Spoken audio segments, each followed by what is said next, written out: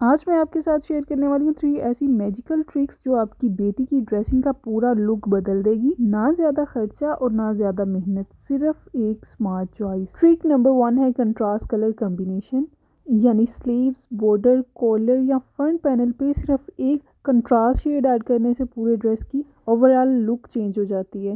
بڑھتے ہیں truck number 2 کی طرف جو کہ ہے مائنر لیس ڈیٹیلنگ، یعنی اگر بچیوں کی ڈریسز کی سلیوز، نیک لائن یا پینل کے اوپر لیس کی ڈیٹیلنگ ایڈ کر دی جائے تو اسے ڈریس سمپل سے سمپل ڈریس بھی ایلیگنٹ لک دیتا ہے۔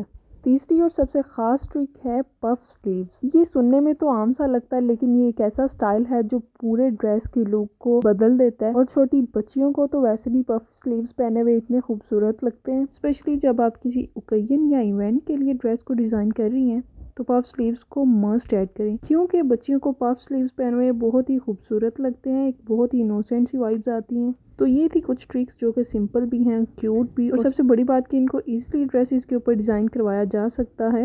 اور اگر آپ چاہتی ہیں کہ اس طرح کی ویڈیو مزید بناؤں تو کمنٹس میں ٹرکس ضرور لکھیے گا، اور ملتے ہیں نئی اور کسی انٹرسٹنگ ویڈیو کے ساتھ۔ ٹل دین stay tuned for more fashion inspiration and styling ideas.